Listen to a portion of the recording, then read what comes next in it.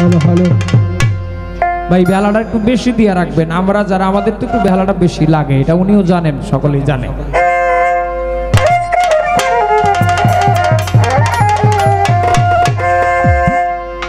আরে দয়াল তোমার ভরসায় উঠিলাম ভাঙ্গা নাই, লাগাইও কিনারায় দয়া করে। দয়াল তোমার ভরসায় উঠিলাম ভাঙ্গা নাই, লাগাইও কিনারায় দয়া করে। দয়াল তোমার ভরসা।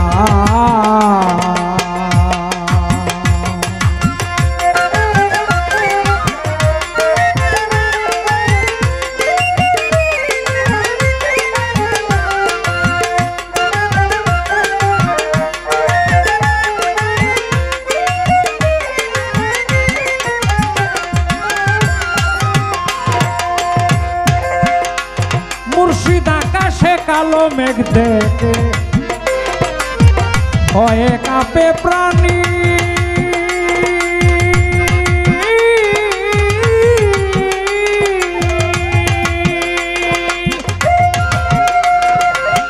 ভাঙা নৌকা চিরা বাদাম সাঁতার নাহি জানি।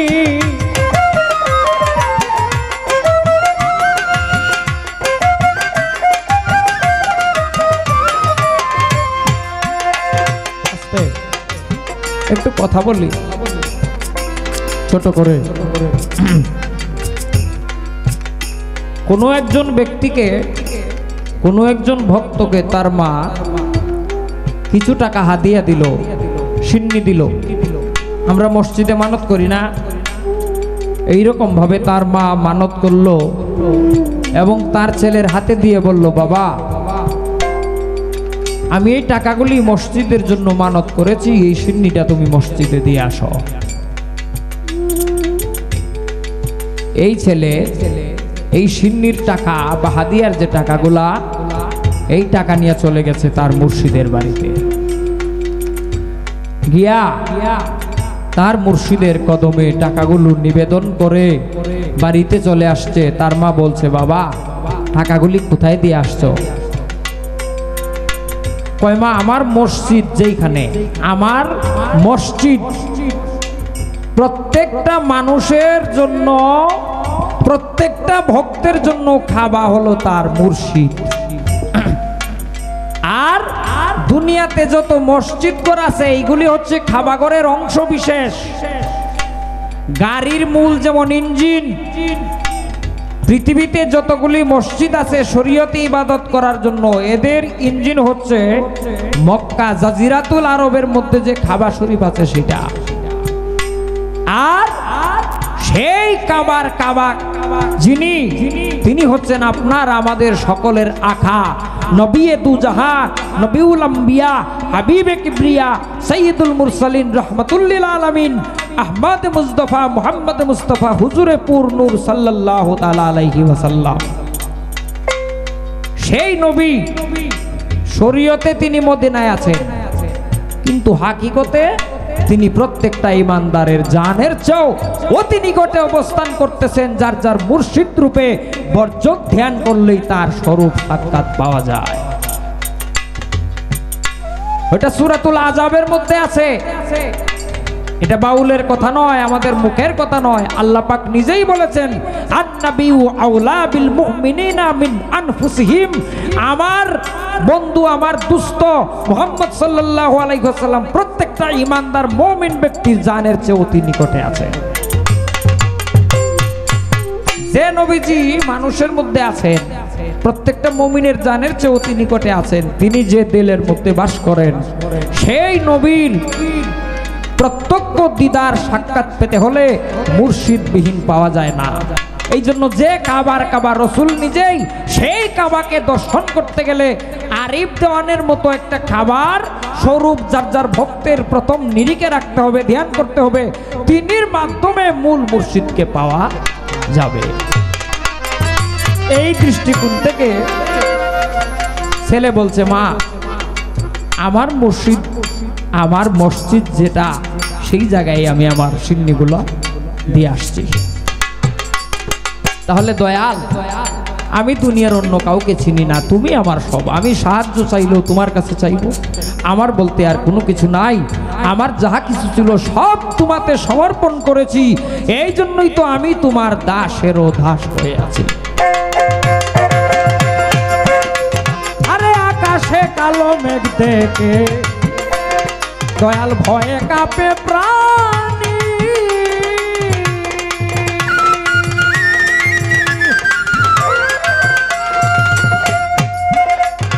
আমার বাঙা মস্তুল চিরা বাদাম সাঁতার নাহি জানি, দয়াল কি করি কোথা যাই ভেবে অন্ত নাহি পাই,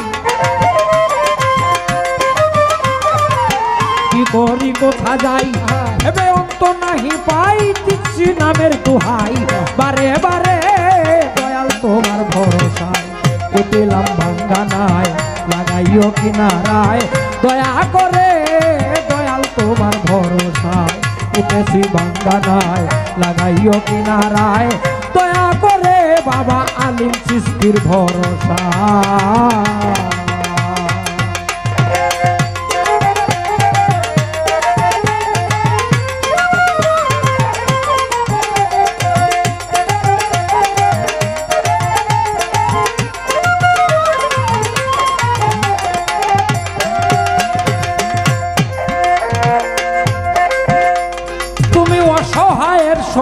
সহায় দুর্বলেরই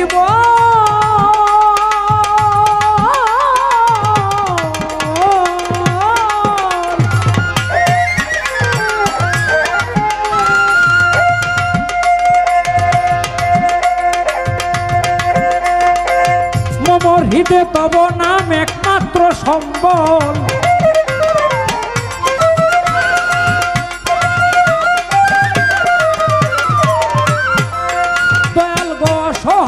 সহায় তুমি দুর্বলেরই বল,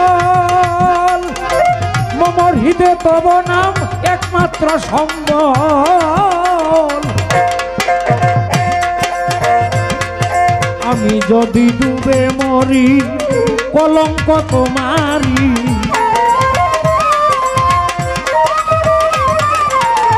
যদি ডুবে মরি কলঙ্ক তোমারি, লও হে উদ্ধারি এই দাসেরে দয়াল তোমার ভরসা, উঠিলাম ভাঙ্গানায় লাগাইও কিনারায়, দয়া করে দয়াল তোমার ভরসায়, উঠেছি ভাঙ্গানায় লাগাইও কিনারায়, দয়া করে দয়াল তোমার ভরসা।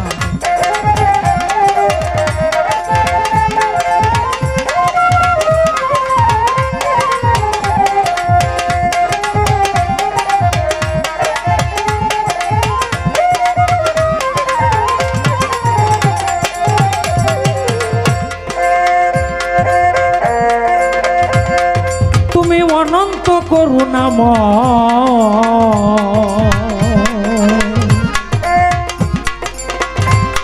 দয়াল আমার রে, দয়াল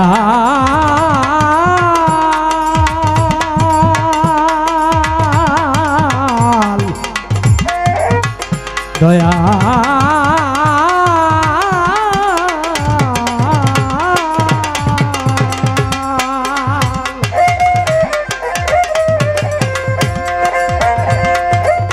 অনন্ত করুণাময় মহামহিয়ান,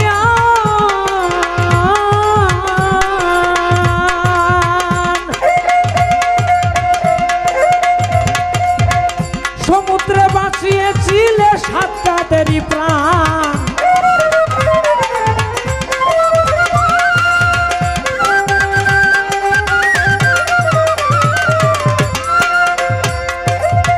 অনন্ত করুণাময় মহামহিয়ান,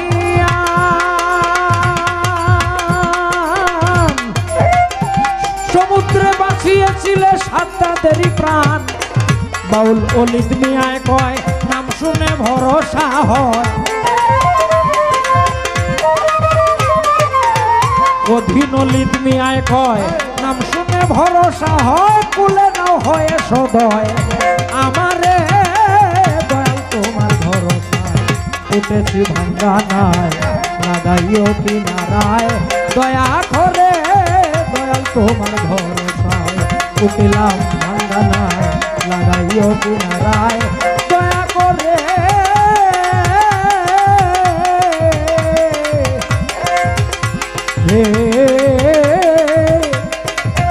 দয়াল তোমার ভরসা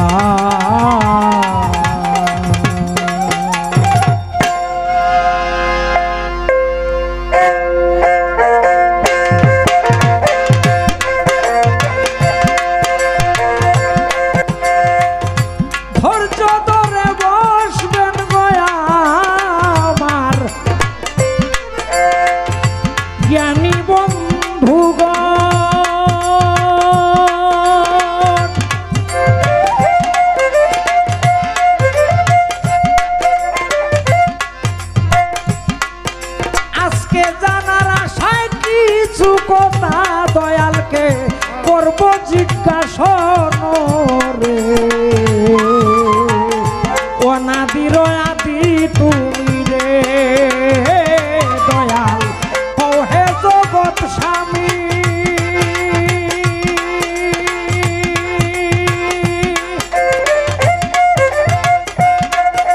তুমি নিজ গুণে না দিলে ধরা কেমনে চিনব আমি রে অনাদির আদি দয়াল রে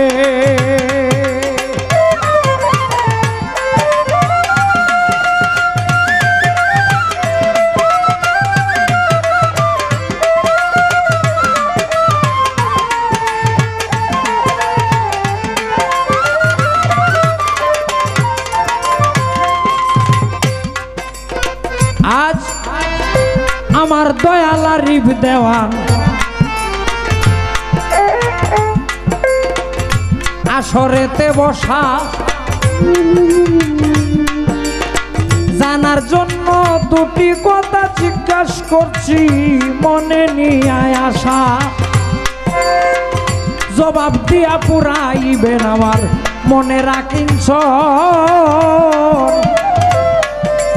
আমার ত্রুটি কথা মাফ করিবেন সকল জ্ঞানীগণ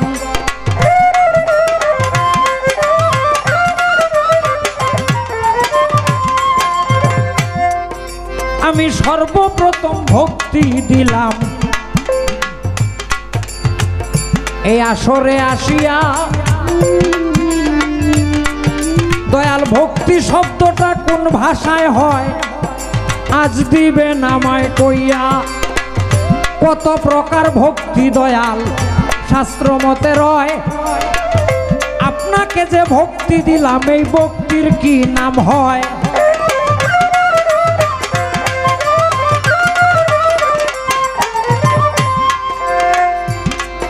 আর আমাদের তরিকতের মাশায়েখ যারা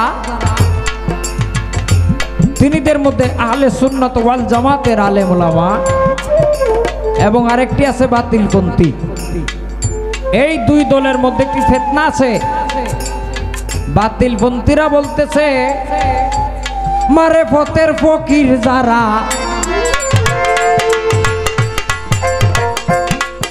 তারা শিরেকে দিন কাটায় আরে মানুষ হইয়া সেজদা করে মানুষেরই পায়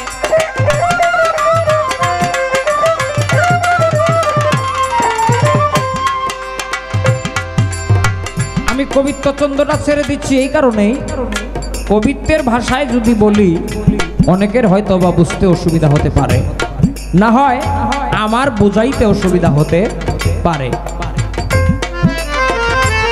আমি দয়ালের কাছে জানতে চাই দুটি দলের মধ্যে একটি দ্বন্দ্ব আছে এক দল বলতেছে যে তরিকতপন্থী বা সুফিবাদ পন্থী যারা এরা মানুষ হয়ে মানুষের পায়ে সেজদা দেয় সেজদা করে আচ্ছা দয়াল আমরা যে সেজদা করি আসলে কি আমরা মানুষ হয়ে মানুষের পায়ে সেজদা করি কিনা? আর যদি আমরা সেজদা করি হাদিস অথবা কোরআন মতে মানুষ হয়ে মানুষকে সেজদা করা দুরস্ত আছে কি? যদি না থাকে তাহলে আমরা এটা করব কেন? আর যদি থাকে তাহলে আমরা করতে অসুবিধা কি? কি বলেন?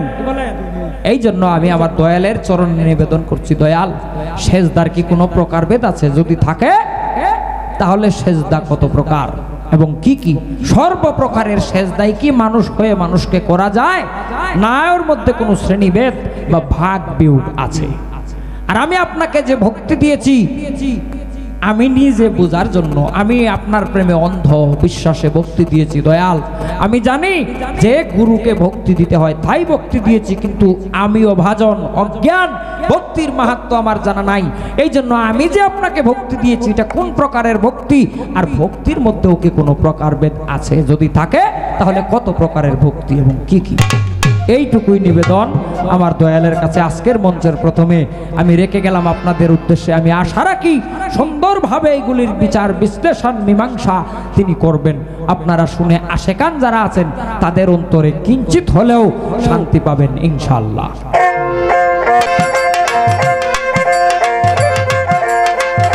এই পর্যন্তই আজকের মঞ্চে জিজ্ঞেস করে যাই,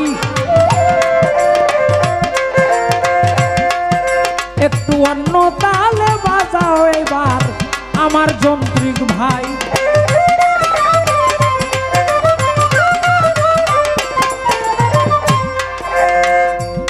আরেকটি গান গেয়ে আমি তাকিব বসিয়া, আপনাদের মনের মতো বুঝাইবেন আমার দয়াল আসরে দাঁড়াইয়া রে। তুমি তয় না ধীরা ধীরে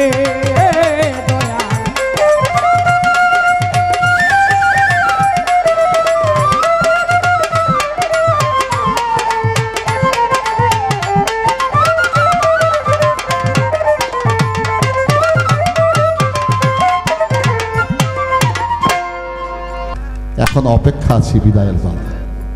আসলেই মানুষকে যেতে হবে। আসার পালা শেষ, যাওয়ার পালা আমাদের সামনে। তো শেষ ভালো যার সব ভালো তার। আমার বিদায়ী বেলা যদি ভালো হয় আমার সমস্ত জীবনের কর্মই ভালো হয়ে যাবে। কি বলেন বাবাজি? তো আজকের গানের পালা আমার বাবাজিকে ধন্যবাদ না দিয়ে পারছি না।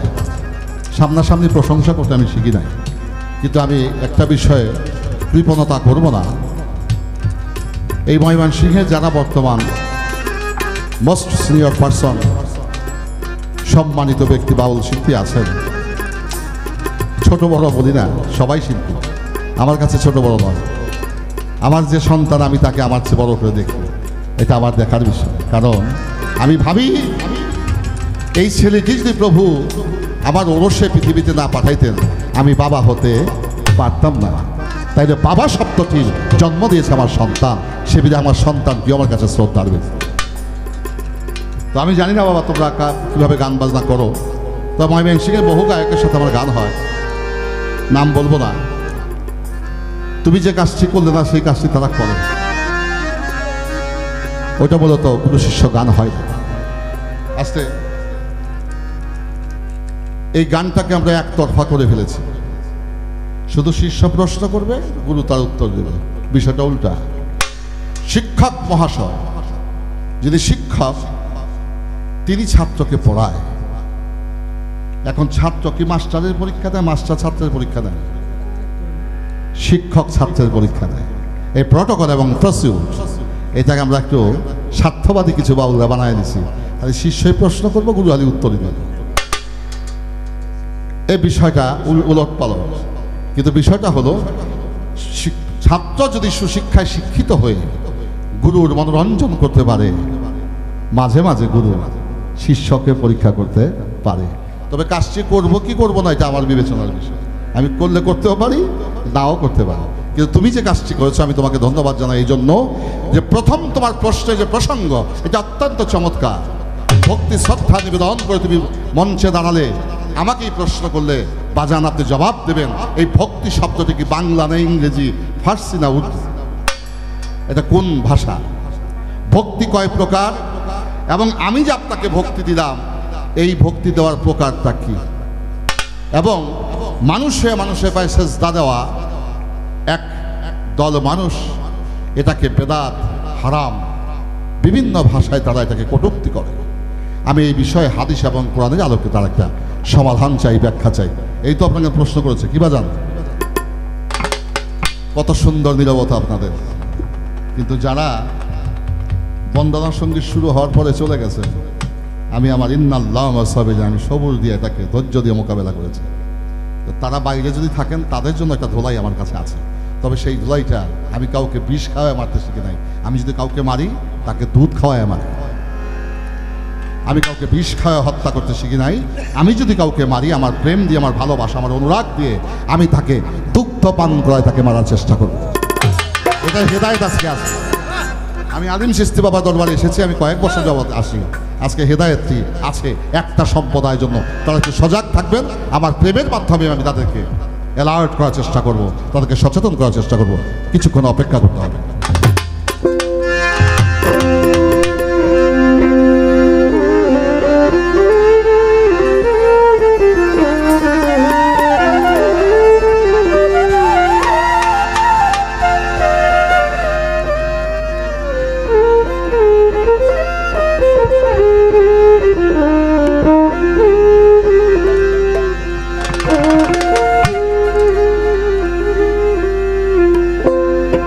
ওরে কালা চাঁদানন্দ পুরে আপদ ঘরে দেখতে পাবি ভজন পথে যাবি যদি, ভজন পথে যাবি। ছোট্ট বাউল গানের কথাই হচ্ছে মূল সারাংশ। যত ভালো খাবার হোক, ওই খাবারে যদি আপনার ভক্তি না জাগে, রুচি না জাগে, এই খাবার খেলে পেট খারাপ হবে না? তাইলে খাবারে যদি রুচি জাগে, ভক্তি থাকে, ওই খাবার খারাপ হইলেও পেট খারাপ হতে পারে না। তো আমার বাজান যে আমাকে ভক্তি করেছে, আমি মনে করেছি যে আমার নামে, আমাকে স্পর্শে, আমার ভালোবাসায়, আমার বাচনে ভঙ্গিতে তার কাছে রুচি জেগেছে, সে বিধায় তিনি আমাকে ভক্তি দিয়েছে। সে বিধায় এই ভক্তি কখনো পেট খারাপ করবে না, এতে মনেরও তুষ্টি হবে, পেটেরও উপকার হবে। এখান দিয়ে আগে বাউ করো। তবে আমার একটা দর্শন আছে, বাউল গান যে আমি করি এটা 8-10টা গায়কের মতন, একটু ভিন্নতা অবশ্যই আছে। একটু মেহেরবানি করে নিরাপত্তা পালন করবে। কালা চাঁদানন্দপুরে, কালা চাঁদানন্দপুরে আপন ঘরে দেখতে পাবি ভজন পথে যাবি যদি, ভজন পথে যাবি।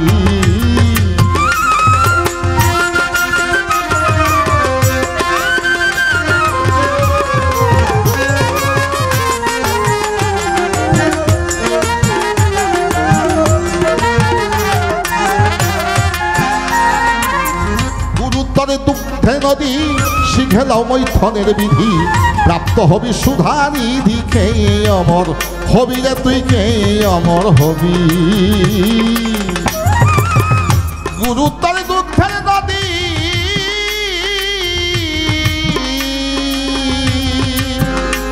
ওরে শিখেলাও মৈথনের বিধি, প্রাপ্ত হবি সুধানিধি, খেয়ে অমর হবি রে তুই, খেয়ে অমর হবি। সে সদাই ডুবে রবি,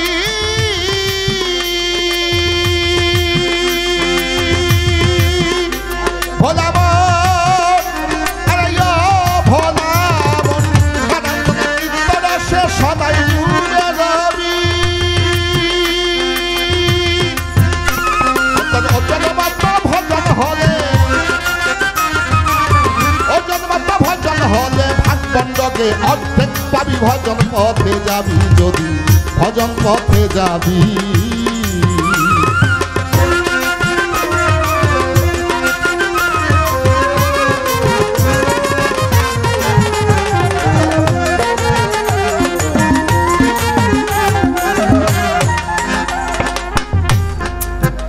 একটা মস্ত বড় কথা,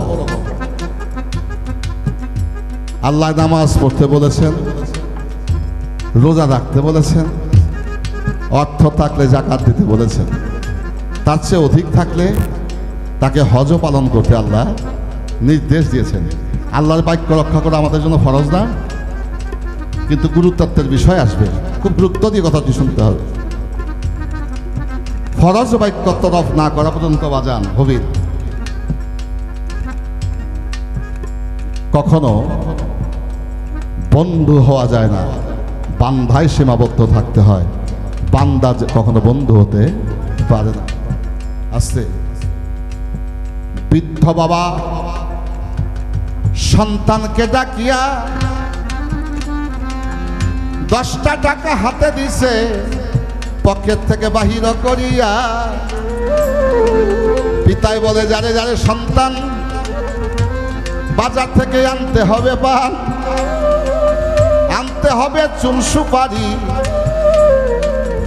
পিতায় বলছে, বর্তমান 3 টাকার পান, 2 টাকার সুপারি গেল 5 টাকা হইয়া,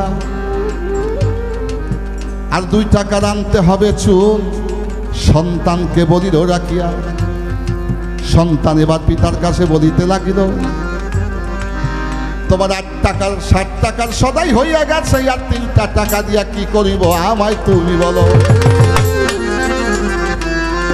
পিতায় বলে, তোর জন্য 3টি টাকায় আমি দিলাম তরে দিয়া, যা মনে চাই তা বাজার থেকে কিনা খাস। পিতায় সন্তানকে বলছে ডাকিয়া। সন্তান টাকা হাতে নিয়া বাজারে কইরাছে গমন। পান বিক্রেতার কাছে সন্তান যে দিল দর্শন, পান কিনিল, সুপারি কিনল, চুন কিনিল, বাকি আছে 3টি টাকা, তা গেছে বাকি রইয়া। এই 3 টাকা দিয়ে একটা হোটেলের মধ্যে গেছেন গো ঢুকিয়া। আপনাদের দেশে কি বলে? আমরা ঢাকার অঞ্চলে বলি ডাইলপুরি। আপনারা কি বলেন? ডালপুরি। ভাষার কোনো ব্যবধান নাই। আমার বাজানে যে গান গায় যে ভাষায়, আমার ভাষা ওর ভাষা বেশ কম নাই, সে বিধে আমার ভয়ও নাই। ওরটা যদি বোঝেন তাহলে আমারটাও বুঝবেন। তো মেছিয়ারকে জিজ্ঞাসা করে, ওই ডালপুরি একটার দাম কত? দাও নাই আমায় কইয়া। মেছিয়ার বলে, 3 টাকা দাম এই ডালপুরি, দিলাম তোমায় কইয়া। সন্তান বলে, একটা পুরি দাও না রে আমার। সুন্দর ছোট্ট একটা প্লেটের মধ্যে একটা পুরি দিয়া মেছিয়ার হাজির হইল টেবিলের কিনারা। ওই মুহূর্তে সন্তান তাকাইয়া দেখে শোকেসের ভিতরে সাদা সাদা রসগোল্লা মিষ্টি চিনির শিয়ার মধ্যে রয়েছে ডুবিয়া। ওই মিষ্টি দেখে ওই সন্তানের বাবার কথা গেছে মনে হইয়া। আমার বাবার মুখের দাঁত নাই, পান কাহাই ছিয়া দিয়া চূর্ণ বিচ্ছিন্ন করে পান খাইবা যা কত কষ্ট করিয়া। আমার বাবাই রসগোল্লা পছন্দ করে, ওই মেছিয়ার ওই রসগোল্লার দাম হইল কত? মেছিয়ার বলে, একটা রসগোল্লার দামে 3 টাকা। শোনই অভিরত। এই কথা শুনিয়া সন্তান ওই ডালপুরি দিছে ফিরাইয়া, বলে, কাগজের মধ্যে একটা মিষ্টি বাজান তুমি দাও না তুলিয়া। কাগজের মধ্যে সুন্দর করে পোটলা করে সন্তানের হাতে দিছে গতুরিয়া। পান সুপারি চুন লইয়া হাতে মিষ্টির একটা পোটলা নিয়া পিতার কাছে সন্তান গেছে গোচরিয়া। বাবাই বলে, এইটা পান, এইটা সুপারি, এইটা চুন, এই পোটলার ভিতরে কি? সন্তান বলে, ওরে বাবা, আমি তোমার কাছে যাব প্রকাশ্যে, তুমি আমায় 3টা টাকা খাইতে কইছিলা, নিয়েছিলাম ডাইলপুরি। ওই সুকেশের ভিতরে যখন মিষ্টি দেখলাম, তোমার কথা যায় মনে পড়ি। আমি ডাইলপুরি না খাইয়া তোমার জন্য একটা মিষ্টি পোটলা করে পিতাই এনেছি তোমাকে খাওয়াবার লাগিয়া। এই কথা কথা শুনিয়া পিতা দুই চোখের পানি দিছে রে ছাড়িয়া। পিতার বাক্য রক্ষা করা সন্তানের জন্য ফরজ। সন্তান খায় নাই, বাবার জন্য সেই মিষ্টি নিয়ে গেছে। মিষ্টি হাতে নিয়ে পিতা তার দুই চোখের পানি ছেড়ে বলছেন, পুত্র আমি তোকে পলের বাড়িতে কামলা দিয়ে খেটে তোকে উপার্জন করে বড় করেছি। আমি তোকে রিস্কা চালিয়ে খাওয়াইয়াছি। আমি তোকে দিন মজুরি কুলি কামারি করে উপার্জন করে বাদান তোকে লালন পালন করেছি। আমার সমস্ত জীবনের পরিশ্রম ধুয়ে মুছে একাকার হয়ে গেছে। তুই আমার পিতা না, তুই আমার বন্ধু। তাইলে বাজান, কিছু কিছু বিষয়ে ফরজ হুকুমও যদি পিতার শ্রদ্ধা নিবেদনের জন্য নিবেদন কেউ করার মতো করতে পারে, সেই ফরজ হুকুম তরফ করলে বান্দার দেশে বন্ধুত্বে গণ্য হয়ে যায়।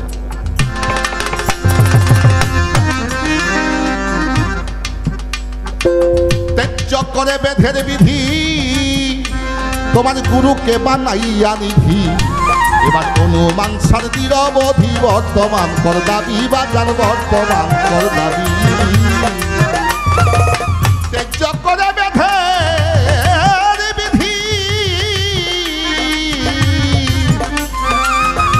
তোমার মুর্শিদকে বানাইয়া নিধি। অনুমান সার নিরবধি, বর্তমান কর দাবি, তারে বর্তমান কর দাবি। পথের বিধি দেখিয়া ভজিবি,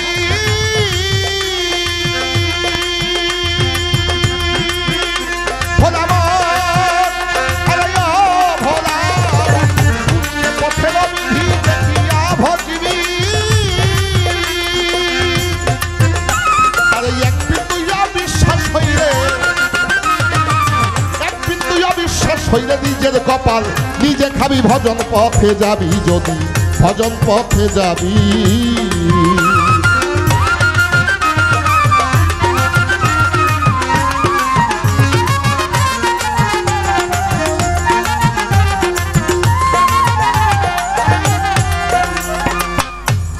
বাজান যেভাবে তে গাইল গান, শুনলেন বসে মাঝে গান। আমিও আপনাদের সাথে শুনিলাম সেইভাবে কীর্তন, শুনলাম বর্তমান।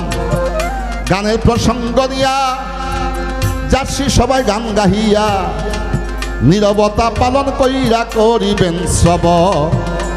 মনরে মনরে ভোলা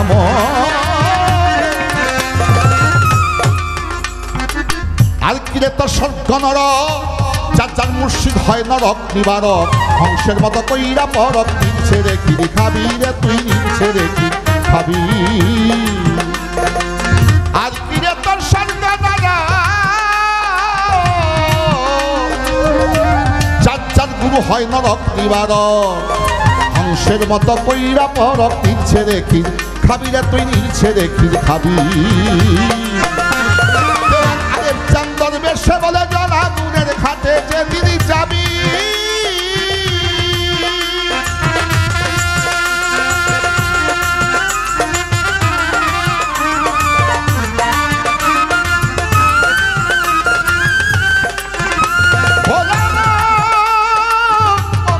আমার দেওয়ান আলেপ চান্দর বেশে বলে জলা গুণের ঘাটে যে দিন যাবি। সেদিন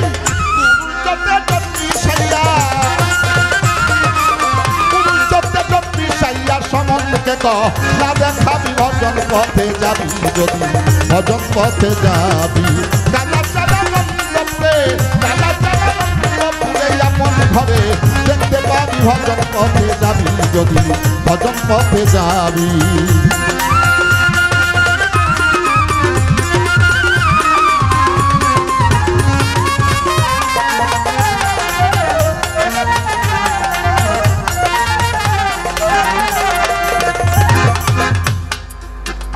ভক্তি শব্দটি কোন ভাষা, জিজ্ঞাসা করে মরে। এই ভক্তি কয় প্রকার, কোন প্রকারের ভক্তি দেব কোন চরণের পরে। সেজদা দেওয়া বলে হারাম, এইটা কোরআন সুন্নাহ হাদিস মতে তার রয়েছে কি প্রমাণ? জানা থাকলে জবাব দিবেন গুরু সভায় বর্তমান। তিনি যেভাবেতে প্রশ্ন করে ভুলি নাই তেমনি পরে সভায় যে ভাবেতে জিজ্ঞেস করে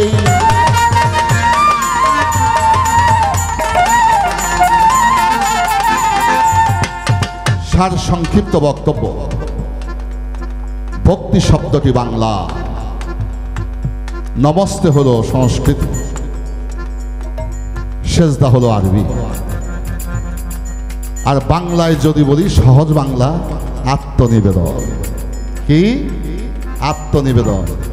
চরণে হাত রেখলে বোঝা দিলেই ভক্তি হয় না, যতক্ষণ পর্যন্ত তোমার হৃদয় আত্মাকে নিবেদন না করতে পারবে। তো আমার বাজানে বলেছে কথা, শুনলাম আসরে বসিয়া, পবিত্র মক্কায় পবিত্র কাবা, যেখানে হজ ব্রত পালন করে আমরা নামাজ পড়ি কেবলা নিয়ত করিয়া। তবে বলবো বলবো বলবো রে কথা বাজা, আজকা কিছু বাকি রাখবো না। সত্য কথা বলতে গেলে আমার কোনো ভয় রবে না। কাবা, এই কাবার ইতিহাস হযরত ইব্রাহিম খলিলুল্লাহ এই কাবাঘর সংস্কার করেছে। কাবাঘরের ইতিহাস, যেখানে কাবা, এখানে একটি মসজিদ নির্মাণ করেছিলেন বাইতুল মামুর মসজিদের প্রতিচ্ছবি নিয়ে বাবা আদম। আরব দেশে ধুলি জলে সেই ঘরটি ধুলি বালির নিচে লুপ্ত হয়ে যায়, হারিয়ে যায়। হযরত ইব্রাহিম খলিলুল্লাহ যখন পৃথিবীতে আসেন, আল্লাহর সেই আসমানি 5টি পাহাড়ের পাথর দিয়ে এই কাবাঘরকে পুনরায় সংস্কার করেন। তুরসিনা তুরজিতা যৌদিহারা তুল্লা বাবা, এই 5টি পাহাড়ের পাথর দিয়ে কাবাঘরকে নির্মাণ করেন। আস্তে এইটাকে বলা হয় মেজাজি কাবা। হাকিকি কাবা কোরআনে বলেছেন, যে কথা আমার খাজা গরিবে নওয়াজ মঈনুদ্দিন চিশতি বলেছেন, যে কপালের কাবা তোমার মক্কা আর দিলের কাবা তোমার মদিনা। কপালের কাবা হচ্ছে মক্কা আর দিলের কাবা হচ্ছে মদিনা। যার দিলের মধ্যে নবীর মহব্বত নাই, এই কাবা ঘরে মাথা ঠুকরে সে কখনো আল্লাহর বান্দা বন্ধু হতে পারে না। নবীর মহব্বত যার অন্তরে আছে, সে কাবার দেখা পেয়ে গেছে। কি বলবো রে বাজার, কথা এলো সমাচার, আপনারা বসিয়া কথা করিবেন বিচার, সবাই করিবেন বিচার।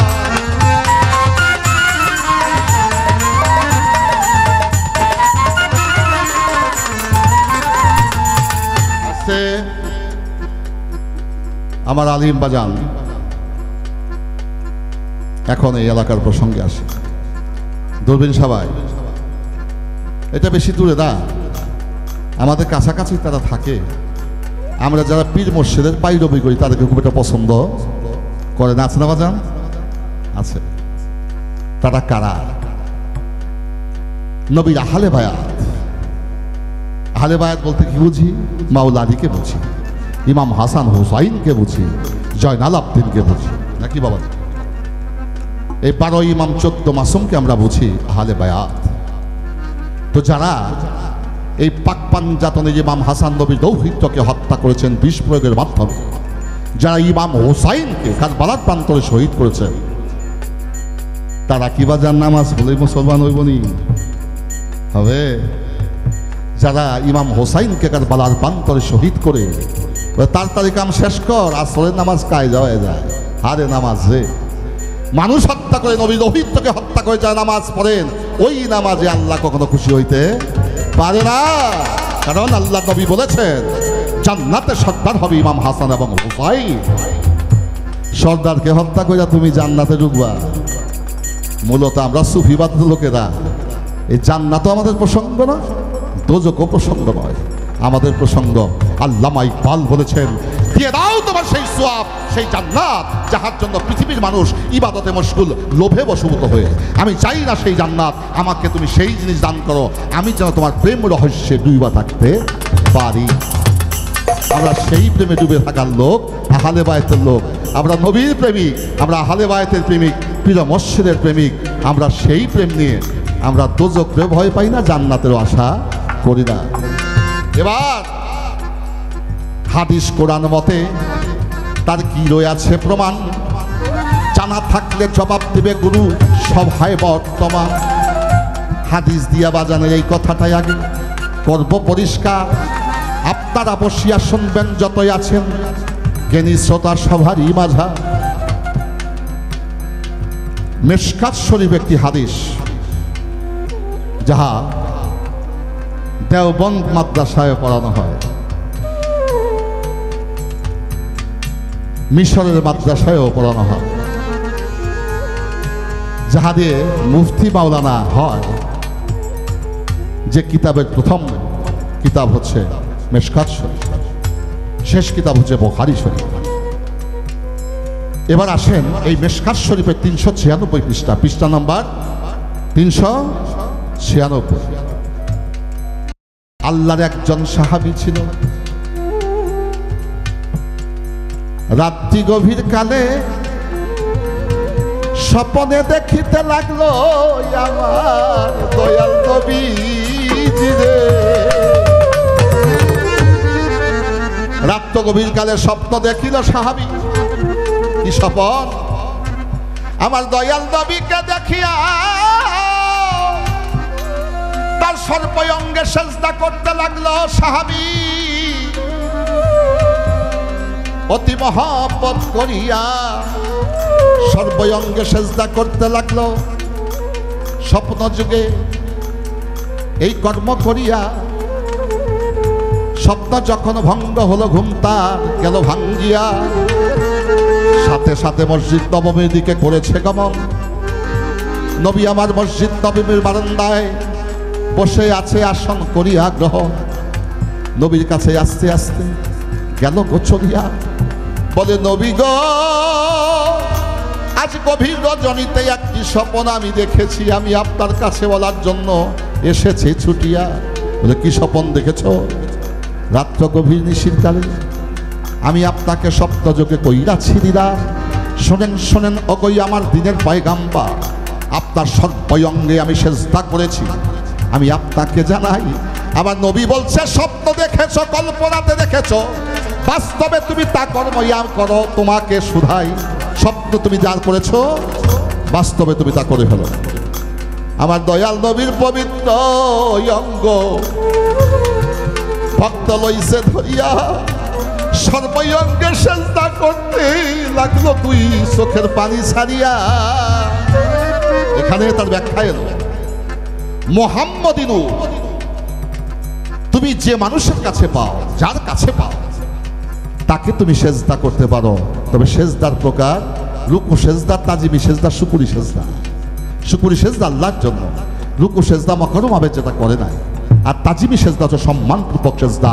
এটা ছাত্র তার মাস্টারকে করতে পারে, স্ত্রী তার স্বামীকে করতে পারে, সন্তান তার পিতা মাতাকে করতে পারে, ছোট ভাই তার বড় ভাইকে করতে পারে, ভক্ত তার গুরুকে করতে পারে।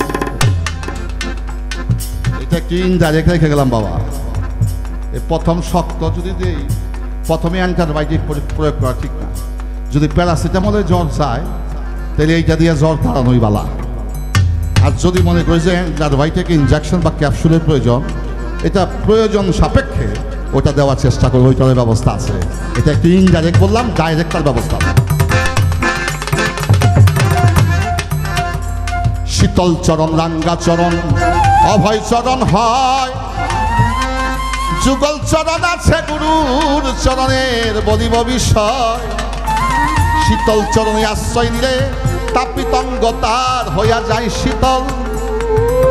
গুরুর কাছে আছে বাজান, আছে প্রেমের কল, বাজান আছে প্রেমের কল।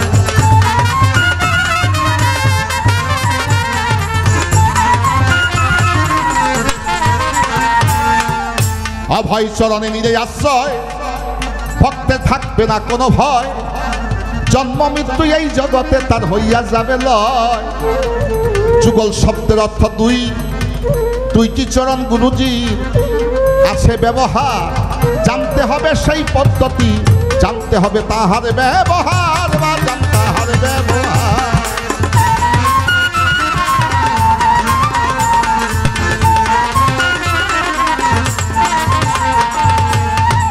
শ্রীচরণ, সুন্দর চরণ। শ্রী শব্দের অর্থ সুন্দর। আমি তোমাকে জানাই বাজান গুরুর রঙ্গে রঙ্গিত হইতে চাইলে ওই শ্রীচরণে ভক্তি দেওয়া চাই। এই তো তোমার প্রথমবারে প্রশ্ন ছিল, আশা করি হইয়া গেল শেষ। এবার অপেক্ষাতে থাকবো ভক্তই আমার কি বলে বিশেষ। আজকে গান গুরু শিষ্য নয়, গুরু ভক্ত চলবে সবাই গান। আপনারা বসিয়া শুনবেন যত পীর মোর্শেদের আসে গান। ওরে কালাচাঁদ আনন্দপুরে, কালাচাঁদ আনন্দপুরে আপন ঘরে দেখতে পাবি ভজন পথে যাবি, যদি ভজন পথে যাবি।